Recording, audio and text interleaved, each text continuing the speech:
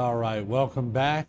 And it's that time again for Good Vibes with Debbie Cox DeNova. She brings us great topics each and every week. This week is no different. And it's perfect setting as the rain falls here at HTV. We're going to talk about optimizing your sleep. Who couldn't sleep with this rain falling in the studio? So, Absolutely. Debbie, good to see you. Good to see you as well. Optimizing your sleep. Yes. I didn't realize there's a plan to, some people can't sleep, some people sleep all the time. Absolutely. Teach me. Yes. And especially nowadays with our screens and so many other distractions, we've thrown our sleep wake cycles completely off. And this research comes from Sean Stevenson and Andrew Huberman. And Andrew Huberman says that unless you are getting deep enough and quality enough sleep, 80% of the time you are living suboptimally. So it's really important for us to think about what we're doing that third of our life where we are unconscious. It's so critical to the experience that we have during the day, to our health, to our mental well-being, and so much other stuff. So let's talk today about how we can optimize on the sleep, what happens before you go to bed, while you're sleeping, and then when you wake up, so that you can optimize your day-to-day living. I think you have a plan. Yes, I do have a plan. Okay. All right. I'm listening. So optimal sleep really starts in the morning time. As soon as you wake up in the morning and as early as possible, you want to get as much sunlight into your eyes.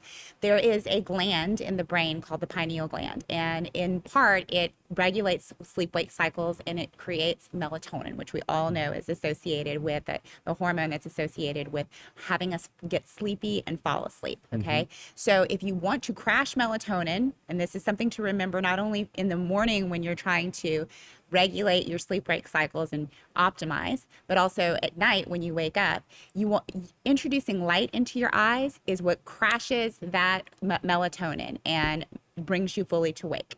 So this is important in the morning because if you wake up, and even if you're waking up before sunlight, go ahead and flip on those lights, get as much light into your eyes as possible.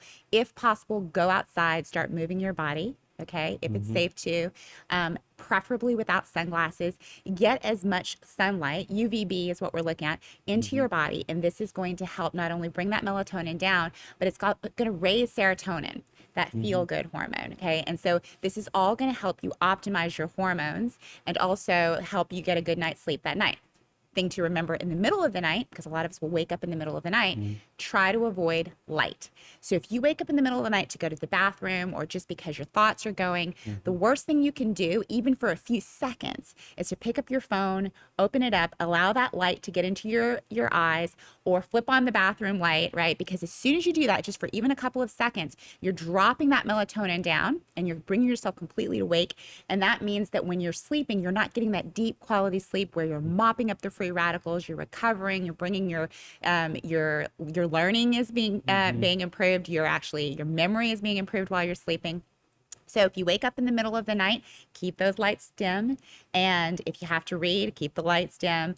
Preferably don't let light into your eyes, just allow yourself to go back to sleep. I know some people tell me they go to sleep with the TV on. Yes. I can't do that. No, and research really supports that it is not the best thing for you, not only because you have all of this external stimuli that you're listening, you're watching, but you're getting that light. And a Harvard study shows that one of the worst spectrums of light to have come into your eyes at night when you're trying to produce that melatonin to get good quality sleep is blue light, which comes from our screens, right?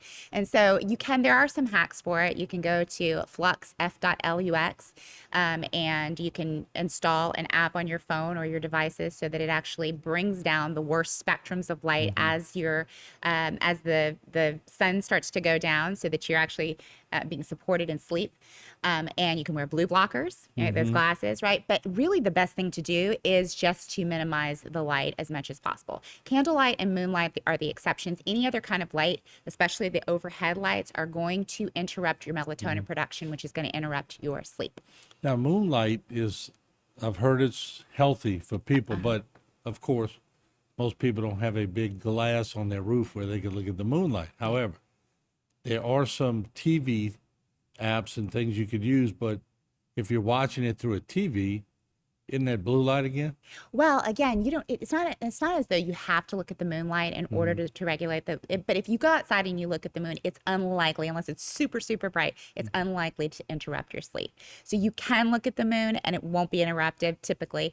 And again, you can put candles on, and even like low dim lights, and you will probably not interrupt that melatonin production. But really is very important to remember that melatonin production is the name of the game, and also just making sure that your cortisol levels are coming down. Melatonin and cortisol have an inverse relationship to each other. Okay, so when melatonin goes down, cortisol comes up, and vice versa. Okay, cortisol has a bad rap associated with stress, but it actually has a lot of good purposes during the day.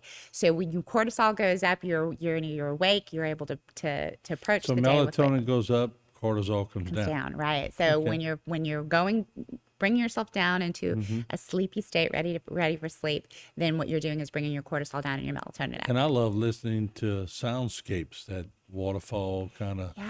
I don't know if it's I always call it the bamboo music Yes. that you hear like in the jungle, ooh, that kind of Yes. stuff. But that's very relaxing. Absolutely. And white noise, anything that where you can block out the external noise. And then really the name of the game is to stop those thoughts, right? So a lot of people use yoga nidra, which is this, this sound, sort of a visualization that brings you, a guided visualization that brings you down and kind of helps you to eliminate the thoughts.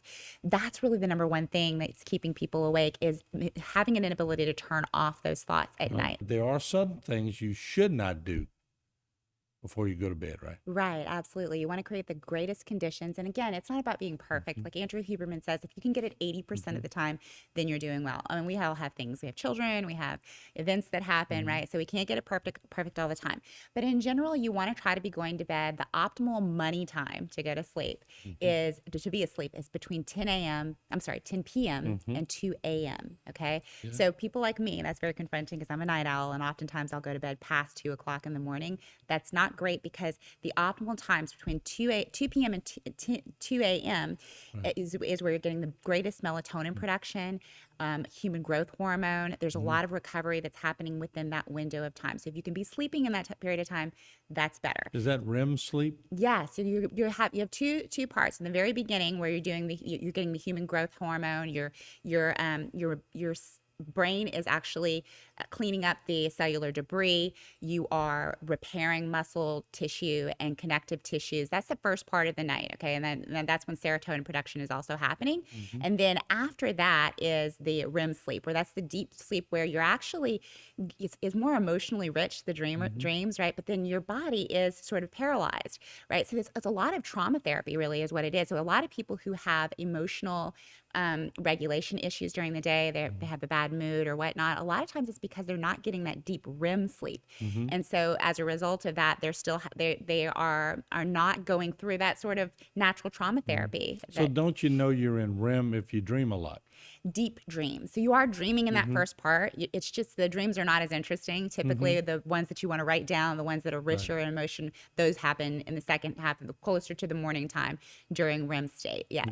Because I'm a deep dreamer. Yeah, me too. And it's like, it goes from A to Z. Yeah. It's like every night, you never know what you're going to dream of. It's great to keep a journal right by your bed and actually write it down, because like I said, the brain has a natural way of processing things that need to be processed. So a lot of times you'll get some great insights if you, especially right before you go to bed, if you sort of direct your subconscious to work on something. A lot of times while you sleep, you'll come up with solutions. And then if you catch it early in the morning, you can write it down and you'll get some great stuff that comes out. You know, that's very true, because sometimes what you're thinking about before you go to bed, you wake up and have it. And if you don't write it down quickly, It goes. yes, because you wake up in this subconscious state Exactly. and Yes. it's gone quickly. It is. It really is. Yeah. So knowing that about yourself, and then also you want to create the right conditions in the room. It's important to know that, first of all, the research shows us that it's between the right temperature is between 62 and 68 degrees. All right. So our body temperature needs to drop 1 to 3 degrees in order for us to get the best sleep. So that's why it's best if you're exercising during the day that you leave at least 4 hours before bedtime. You don't want to exercise too close, not only because you need time for the cortisol to regulate, but you need your core temperature to come back down. If you've raised your core temperature too much, it's difficult for your body to come down into restful state. So set the room temperature at between 62 to 68 degrees if you can. In the middle of the night, especially if you don't have the ability to do that, it's important to know that we lose our body heat the most through the palms of our hands and the bottoms of our feet. So some of us naturally do this. We'll stick one foot out of the covers. That's a way to regulate your temperature. Also the back of the neck. So some people sleep on their sides. If they don't, they sweat right back here. This is another way for the body to cool itself down, and it is really necessary to do that. Black out the room if you can. In one study, they showed that even with a little pin light behind the knee, because there are photoreceptors within the skin, that was enough to interrupt the sleep of the participants in the study. So you want the room as dark as possible. There's some research to show that maybe a slight little bit of light would be okay, but we all are different, right? We have different, some people have thin eyelids, some people have thick. You want to make sure, though, as much as possible, that you're creating a dark, cool state for yourself with less interruptions. And I'm okay with the coolness. I think I inherited that from my mom. Yeah. Because Dad used to like it a little warm in the house. Mom had to have it cold. Yep. If it's hot in my house, I cannot sleep. Yeah. It has to be cold. Yeah, So- same. And I'm usually during the day I need it warmer, but at night it's 64 degrees for me. So Yeah, I'm with you. 64, 66, somewhere around there, but it's got to be chilly. Yeah, absolutely. The other thing is to remember that if you can get that activity early in the morning, it's better. In one study with the Appalachian State University, they took 3 groups. Group A worked out at 7 a.m., B at 1 p.m., and Group C worked out at 7 p.m. And Group A actually saw 75% better anabolic sleep than the rest of the groups. You don't have to exercise, do your workout in the morning, but if you can get moving in the outdoors, putting that light into your receptors, it actually helps support you with deeper sleep later on. A lot of people will use melatonin. The research shows that it's probably not the best thing to use that consistently because melatonin is a hormone. And what can happen is that over time, it can diminish the receptor site's ability to actually process your regular melatonin. You might produce it, but you're not able to process it if you get hooked on that. So chamomile tea is good, kava kava, valerian. Some people use 5-HTP, which is a precursor for melatonin, but it's also a precursor for serotonin, which can be disruptive to that REM sleep like we were talking about before. So if we can stay natural is better. And as we close, I tried melatonin one time in my life. Yeah. I had the worst nightmare I've ever had. Oh, no. Yeah. So I threw the bottle away immediately. Exactly. Magnesium is good too, though. All right. Yeah. All right. That's interesting stuff. There you go. Debbie Cox DeNova once again. She'll be back next week. I can't wait to see the topic next week. We'll be back. Don't go away.